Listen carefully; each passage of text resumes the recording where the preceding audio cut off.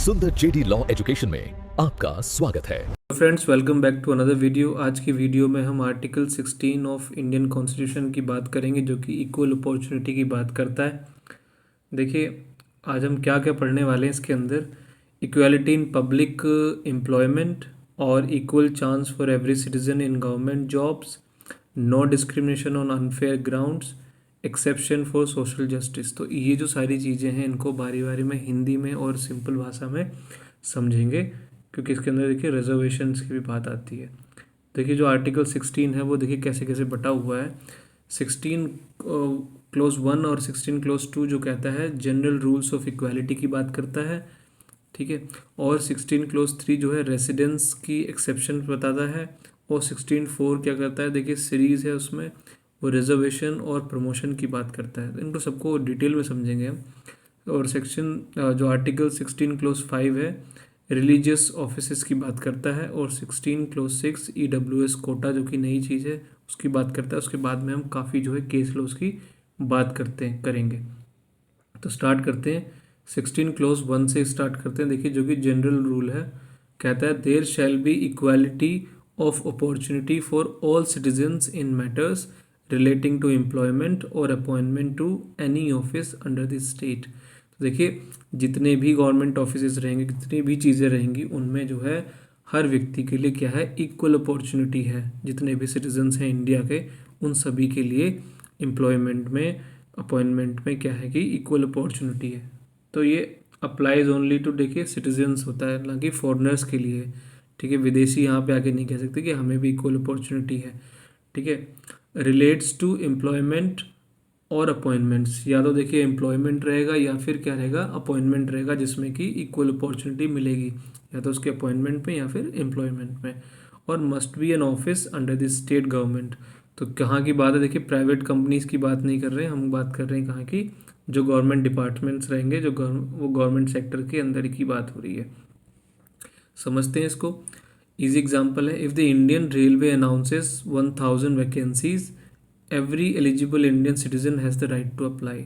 अगर जो है रेलवे ने ये डिक्लेयर करा है कि अनाउंस किया कि भाई 1000 वैकेंसी हैं जॉब्स की, तो हर व्यक्ति जो भी इंडिया का सिटीज़न है, उसके पास राइट है, वो अप्लाई कर सकता है। द गवर्नमेंट कैन नॉट से only people from city A can apply. ऐसा नहीं कि भाई सिर्फ एक ही सिटी को, एक ही शहर को फेवर किया जाएगा। तो इन ऑल ओवर इंडिया कहीं से भी कोई भी जो है उसके लिए अप्लाई कर सकता है। हिंदी का एग्जाम्पल आप पोज करके समझ सकते हैं। आर्टिकल 16(2) है, 16 क्लोज 2 है, नो डिस्क्रिमिनेशन। देखिए, no citizen shall on ground only of religion, race, caste, sex, descent, place of birth, residence और any of them be ineligible for or discriminated against in respect of any employment or office under the state। तो देखिए, basically ये जो कहता है कि किसी भी सिटीजन के साथ में जो है कहाँ किन चीज़ों पे देखिए जो है एम्प्लॉयमेंट के टाइम पे नहीं भेदभाव होगा।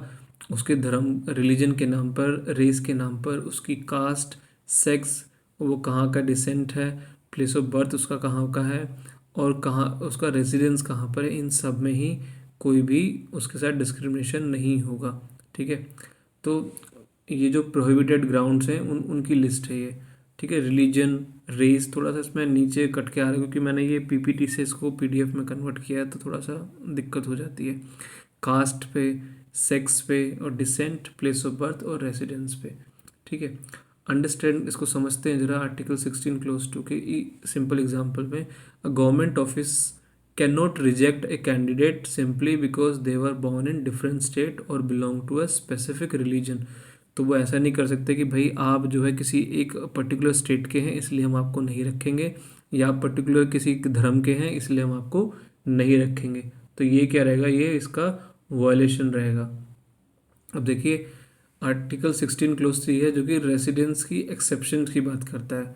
Parliament can make a law prescribing a requirement as to residence within a state और union territory prior to certain employment. तो बेसिकली बात करता है कि अब देखिए जो मतलब किसी पर्टिकुलर स्टेट का ही व्यक्ति है, तो मतलब स्टेट की भी चीज़ें रहती हैं और सेंटर की भी चीज़ें रहती हैं। तो मेनली स्टेट में क्या क्या है कि वहाँ पे अगर वो जो पर्टिकुलर व्यक्ति रहता है वहाँ पे अगर मान लीजिए कोई इस तरह की एम्प्लॉयमेंट की ज़रूरत है तो वहाँ पे कोई इस तरह के रूल्स बनाए जा सकते हैं। तो only parliament can do this, not the state. ठीक है, ये रूल बना कौन सकता है? वो सिर्फ पार्लियामेंट बना सकता है, स्टेट नहीं बना सकता। ठीक है, it act as an exception to article 16 clause two regarding residence. देखिए पहले हमने बात करी ना कि उसको रेजिडेंस के बेस पे उसको उसके साथ क्या है, पक्षपात नहीं किया जा सकता। ठीक है, उसको उसको नौकरी पे रखना ही पड़ेगा, लेकिन यहाँ पे ये उसकी एक्सेप्शन है, क्योंकि जो एक पर्टिकुलर स्टेट के लिए भी कुछ अलग अलग रिक्वायरमेंट्स होती हैं, तो उसमें वहाँ पे रेजिडेंस को हटाया गया है। For certain jobs in Andhra Pradesh और Telangana, parliament passed law saying you must be a resident of that area to apply, this is valid. तो प्लेस ऑफ रेजिडेंस के लिए इस तरह की जो है चीज़ें हो सकती हैं, क्योंकि अब मान लीजिए कि लोकल लोकल की बात आती है कुछ लैंग्वेजेस के इशू में।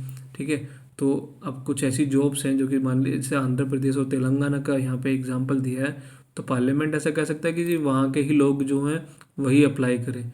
ठीक है, क्योंकि उसमें क्या जॉब की रिक्वायरमेंट है वो मेंशन भी होती है, तो ये क्या है, बिल्कुल वैलिड है। अब देखिए आर्टिकल 16(4) जो है वो कहता है रिजर्वेशन, किसमें? एम्प्लॉयमेंट की बात। State can make provisions for the reservation of appointment और post in favour of any backward class of citizens which in the opinion of the state is not adequately represented in the service under the state। तो state क्या कर सकता है? ऐसा provision कर सकता है रिजर्वेशन किसमें? जो अपॉइंटमेंट्स हो रहे हैं नए उनमें, या कोई नई पोस्ट आ रही हैं उनके अंदर, जो नई भी भर्ती होती हैं उनके अंदर किन व्यक्तियों को जो कि बैकवर्ड क्लास से बिलोंग करते हैं, इंडिया के सिटीजन्स। ठीक है, और ये स्टेट को लेकिन मानना हो सकता है कि भाई हाँ ये लोग हैं जो कि सही तरीके से उनकी रिप्रेजेंटेशन नहीं है, मतलब इनफ व्यक्ति नहीं है उस पर्टिकुलर कास्ट के, उस पर्टिकुलर ग्रुप के, तो वहाँ पे रिप्रेजेंटेशन की भी ज़रूरत होती है। तो देखिए टारगेट किसको किया गया? बैकवर्ड क्लास सिटीजन्स को, उनको एम्प्लॉयमेंट देना है। कंडीशन क्या है कि नॉट एडिक्वेटली रिप्रेजेंटेड, मतलब सही तरीके से उनकी रिप्रेजेंटेशन नहीं है, काफ़ी कम व्यक्ति उसमें आए हुए हैं।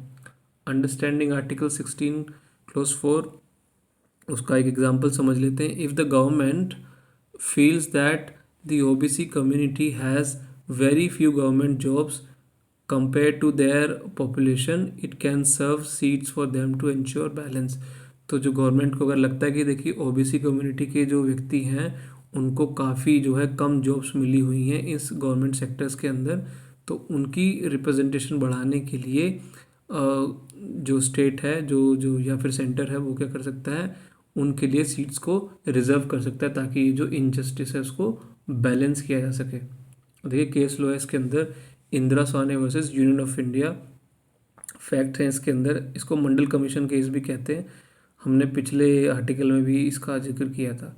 The government decided to implement the Mandal commission report providing 27% reservation for other backward class, मानी कि ओबीसी, इन गवर्नमेंट जॉब।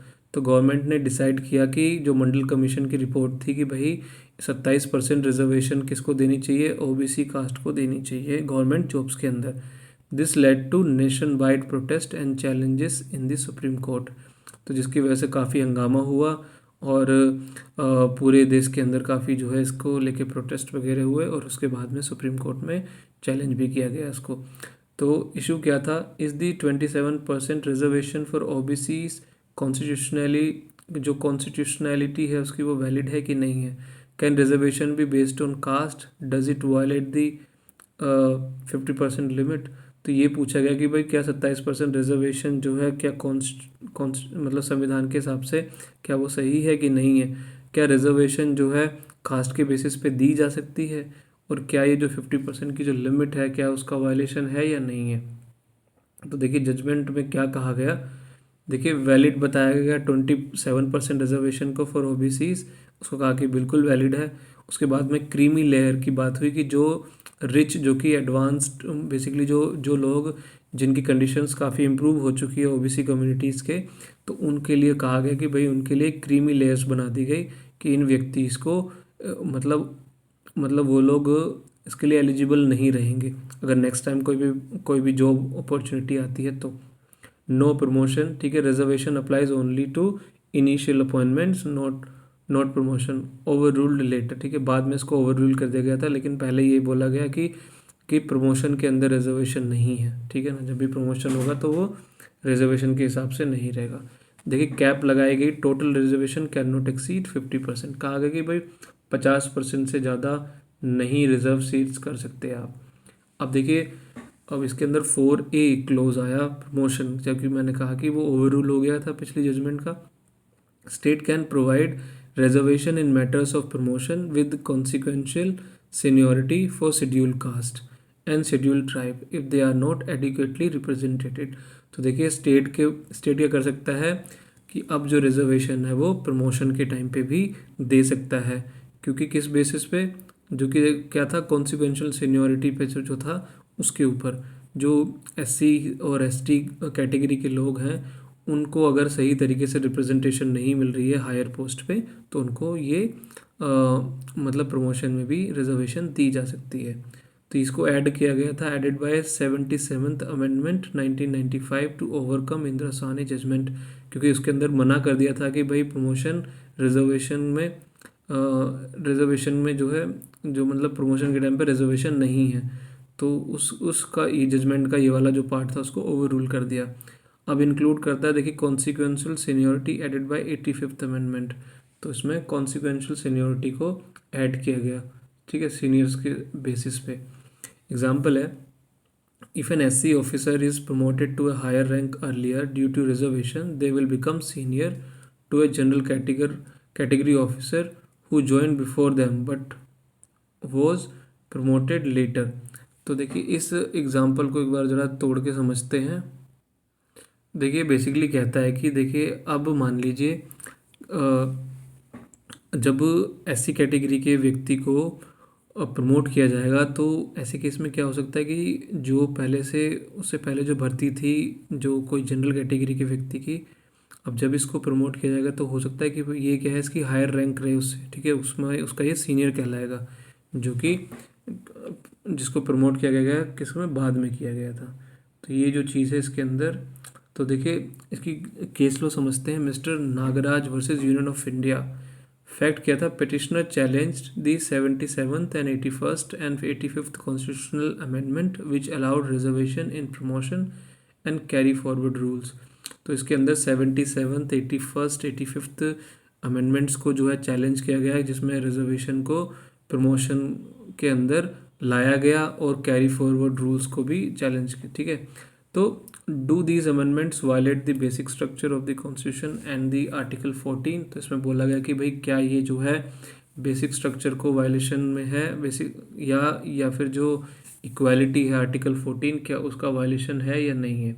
देखिए जजमेंट क्या थी इसकी, तो सुप्रीम कोर्ट अपहेल्ड दी अमेंडमेंट एज वैलिड। उन्होंने कहा कि जो अमेंडमेंट्स हैं ये बिल्कुल ठीक है, रिजर्वेशन प्रमोशन में बिल्कुल ओके है। However, it laid down 3 conditions for the state to follow before granting reservation and promotion। तो लेकिन उसने 3 शर्तें कंडीशंस दे दी कि स्टेट को 3 चीज़ें देखनी होंगी जब भी वो रिजर्वेशन दे रहे हैं प्रमोशन के अंदर। सबसे पहली चीज़, must show quantifiable data of backwardness. तो भाई कितने लोग हैं, कितनों को ऊपर तक लाया गया नहीं लाया गया, तो उनके लिए क्या होना चाहिए, एक नंबर होना चाहिए कि भाई बैकवर्ड लोग जो हैं उनका नंबर, एक डाटा होना चाहिए। Must show data of inadequacy of representation, जिससे कि ये पता चल जाए कि वो इनएडिक्वेटली मतलब सही नंबर्स में, मतलब आज तक जो है हमारे देश के अंदर वो रिप्रेजेंट नहीं हो पाए हैं, तो हमेशा ही अपर कास्ट या दूसरे तरह के जो लोग हैं उन्होंने ही इन पोस्ट को हेल्ड किया है। Must ensure efficiency of administration, article 335 is not compromised. तो जो है, जो एडमिनिस्ट्रेशन की जो एफिशिएंसी, जो काम का जो चलना है स्मूथली, वो हमेशा चलता रहना चाहिए, ठीक है ना। इसमें जो आर्टिकल 335 का कोई कॉम्प्रोमाइज़ नहीं है। अब देखिए 4B इसके अंदर आया, जो उसने कहा कि कैरी फॉरवर्ड रूल। तो unfilled reserve vacancies of a year can be carry forward to the next year as a separate class of vacancies, they will not be counted in the 50% ceiling of the new year. तो इसके अंदर ये चीज़ों के बारे में बात हुई कि भाई जब कुछ सीट्स खाली रह जाती हैं तो उनको कैरी फॉरवर्ड में इस्तेमाल होना चाहिए। जिसका देखिए सिंपल मतलब ये हुआ कि मान लीजिए 10 सीट्स खाली रह गई, तो आगे जाके उनको बिल्कुल एक नई एक वैकेंसी में रखा जाएगा। लेकिन अब जो आगे से जो दूसरी जो वैकेंसीज आएंगी, तो उसमें हमेशा जो 50% है वो नया ही रहेगा। तो उसमें ऐसा नहीं रहेगा कि जो है पुराने वाले को उसमें ऐड कर दिया जाएगा, ऐसा नहीं है। इससे तो फिर जो है क्या होगा कि सीट्स उनकी जो हमेशा ऐसी खाली रहेंगी, और जिससे कि कभी उनको रिजर्वेशन मिल ही नहीं पाएगा। तो ये जो था, ये जो नया जो 16(4)B जब ऐड कब हुआ, 81st अमेंडमेंट 2000 में, breaks the 50% cap for backlog vacancies. तो जो भाई पहले से नहीं हुई हैं उनके लिए जो ये 50% वाला जो रूल यहाँ पे नहीं आएगा, क्योंकि 50% किसके लिए आ रही है, ये तो नई वैकेंसीज के लिए रहेगा। अब पुरानी वाली के जो बचे हुए हैं वो तो पुराने उनको भरा ही जाएगा, तो इसलिए इसको रखा गया। इसको समझते हैं। If 10 SC seats were empty in 2023, they are added to 2024 seats, even if total reservation in 2024 crosses 50% of these old seats। ठीक है, ये इट इज़ अलाउड। तो देखिए पहली बात तो क्या है कि ये जो नई सीट्स आई हैं वो 50% है, उसको तो डिस्टर्ब नहीं है, तो नई चीज़ है। जो पुरानी 10 बची थी ये भी 50% के अंदर ही थी, लेकिन ये बच गई थी। तो इन्हीं सीट्स को बेसिकली क्या किया गया कि जो है उन व्यक्ति को दी जाएगी, लेकिन अब इसको 50% में ऐड नहीं किया जाएगा। अगर आप ऐसे जोड़ेंगे तो बोलेंगे कि भाई ये 10 सीट्स और उसमें 50% में ऐड कर देंगे तो हो सकता है कि वो 60-65%, 70% हो सकता है। तो ये जो चीज़ है बिल्कुल अलाउड है। और कहने के लिए देखो, ये चीज़ बेसिकली क्या है कि है तो वो पुरानी सीट्स ना, तो ये तो पुराना राइट्स है उनका जो कि वो किया जा रहा है। नई चीज़ें तो उसमें कोई डिस्टर्ब हो नहीं रही है। देखिए केस लो है टी देवद देवस Devadasan versus union of India. Fact says that due to the carry forward rule existing at that time in a particular year, the reservation reached 65% of total vacancies। देखिए जैसे कहा ना मैंने कि अब ये 10 सीट्स को जब आप ऐड करेंगे तो उसमें 60-70% कुछ भी हो सकता है। तो इस केस के अंदर भी यही हुआ। कैरी फॉरवर्ड रूल के चक्कर में क्या हुआ कि इसमें 65% टोटल वैकेंसीज हो गई। तो जजमेंट कहा सुप्रीम कोर्ट ने, the supreme court struck this down. They said reservation cannot be so excessive that it destroys equality. The 50% rule must apply to each year। तो सुप्रीम कोर्ट ने इसको क्या कहा कि देखिए इसको बिल्कुल हटा दिया गया कि भाई इससे क्या हो रहा है कि जो 50% की जो सीलिंग है उसको तोड़ा जा रहा है। ठीक है, तो वो कभी भी एक्सेसिव नहीं होनी चाहिए। इससे कि इक्वालिटी क्या हो रही है कि जो जो जो हम समानता लेके आना चाह रहे हैं वो समानता ऐसे आएगी नहीं। तो इसलिए 50% का जो रूल है वो हमेशा हर साल बना रहना चाहिए। देखिए नोट करने वाली बात है, this judgment was later nullified by 81st amendment, article 16(4) भी इसके अंदर आया था। तो जैसे मैंने कहा कि वो, क्योंकि देखिए उसमें वो लॉजिकल भी है, क्योंकि भाई जिनका जो राइट था वो 10 सीट्स तो उन्हीं की बनती थी, है ना। अब उनको अगर नए वाले में ऐड कर देंगे तो वो तो गलत चीज़ है। तो इसलिए जो है carry forward rule 81st amendment में आके इस जजमेंट को उसने नलीफाई कर दिया, क्योंकि जो 50% है वो फ्रेश है, वो तो फ्रेश ही मिलेगा। जो पुराना है तो वो पुराना उनका राइट है वो बना ही रहेगा। अब केस लो है जर्नेल सिंह वर्सेस एल.एन. गुप्ता। इसके अंदर क्या है, revisiting M Nagaraj judgment, do SC/ST need to prove backwardness with data, does creamy layer apply to SC/ST। तो ये बड़ा इंपॉर्टेंट है, क्योंकि एम नागराज जजमेंट को देखिए दोबारा से इसमें रिविजिट किया गया, क्योंकि इसमें ये बात आई कि भाई जो SC/ST हैं क्या उनको अपनी बैकवर्डनेस क्या भाई बतानी पड़ेगी, उसका कोई डाटा देना पड़ेगा, और क्या इसमें जो क्रीमी लेयर है वो इसमें भी अप्लाई होगी। तो देखिए जजमेंट आई कि no data needed, SC/STs are presumed backward, no need to collect data on their backwardness.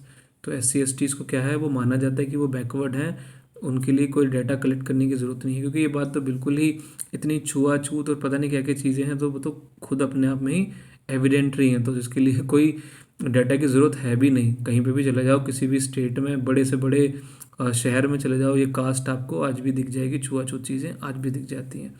तो क्रीमी लेयर अप्लाई होगी कि नहीं, the concept of creamy layer excluding the rich applies to SC/STs in promotion to.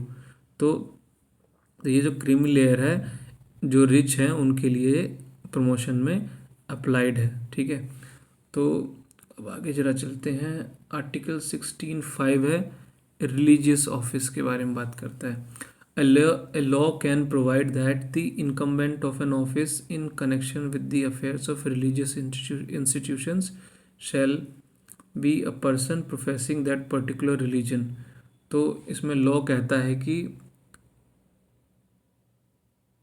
इसका मतलब basically ये होता है कि मान लीजिए किसी एक पर्टिकुलर धर्म का ही जो है वहाँ पे चीज़ें पढ़ाई जा रही हैं, बताई जा रही हैं, तो उस धर्म को मानने वाला ही व्यक्ति को क्या है कि इस ऑफिस में रखा जा सकता है, ठीक है ना। तो एक्सेप्शन है ये आर्टिकल 16(1) के लिए, और 16(2) protects the autonomy of religious institutions. तो अब बेसिकली वहाँ पे देखिए नॉलेज की भी बात है, सेम रिलीजन की तो होगा, तो उसमें समझाने में, पढ़ाने में, तो इसलिए थोड़ा सा जैसे कि धर्म के नाम पे नहीं कर सकते, लेकिन यहाँ पे उसकी एक्सेप्शन है। तो एग्जांपल देखिए, the government manages a famous temple board, the law can say that the members of this board must be Hindu, this is not discrimination.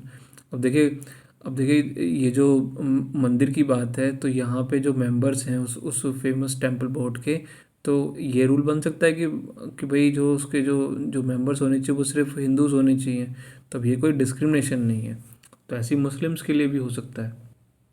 अब देखिए ये नई चीज़ है, लेकिन काफ़ी साल हो चुके हैं। EWS रिजर्वेशन 16(6) के अंदर है, state can make provisions for reservation of up to 10% of appointment और post in favour of economically weaker sections EWS of citizens. देखिए स्टेट क्या कर सकता है, अब जो है 10% जो है उन व्यक्तियों के लिए जो क्या है इकोनॉमिकली वीकर सेक्शंस हैं हमारे देश के अंदर। अब उनकी कास्ट जो है, कास्ट का नहीं है यहाँ पे, क्योंकि ऐसे व्यक्ति हैं जो कि अपर कास्ट के भी हैं, लेकिन वो आज के टाइम पे वो इकोनॉमिकली बहुत ही पीछे जा चुके हैं, तो उनको भी अपलिफ्ट करने का संविधान में ये प्रोविज़न किया गया है। तो ये 103rd अमेंडमेंट में 2019 में आया। Benefit is for those not covered under SC/ST OBC reservation. तो ये बेनिफिट उन लोगों के लिए जो कि SC/ST OBC कम्युनिटीज़ में नहीं कवर है, क्योंकि उनको भी ऊपर लाने का गवर्नमेंट का मतलब संविधान की जिम्मेदारी है। एग्जाम्पल है, a general category candidates whose family income is low can apply under the 10% EWS quota for government jobs. तो देखिए वो फैमिली इनकम पे डिपेंड करता है, तो जनरल कैटेगरी के लोग भी अप्लाई कर सकते हैं इस 10% EWS कोटा पे, जो गवर्नमेंट जॉब्स उसमें भी निकलेंगी। तो देखिए हमारी जो की टेक अवेज हैं इसमें, इक्वालिटी है, every citizen gets fair chance, हर किसी के लिए फेयर चांस है इसके अंदर। कुछ एक्सेप्शंस हैं, reservation is valid for equality of outcome, क्योंकि देखिए इक्वालिटी लाने के लिए जो है रिजर्वेशन की ज़रूरत है। लिमिट जो है 50% की रखी गई है, भाई इससे ऊपर नहीं जाएंगे। और प्रमोशन है, देखिए SC/ST इसमें जो है प्रमोशंस की बात की गई है कि भाई प्रमोशन में भी रिजर्वेशन है। बैकलॉग जो कैरी फॉरवर्ड रूल है, जो पिछली सीट्स बच जाएंगी उनको नए में नहीं जोड़ा जाएगा। EWS है 10% for poor sections of general category. तो जनरल कैटेगरी जो गरीब लोग हैं उनके लिए इसको बनाया गया है। अगर आपको ये वीडियो पसंद आई है तो प्लीज़ इसको लाइक करें, शेयर करें और सब्सक्राइब करें। Thank you so much for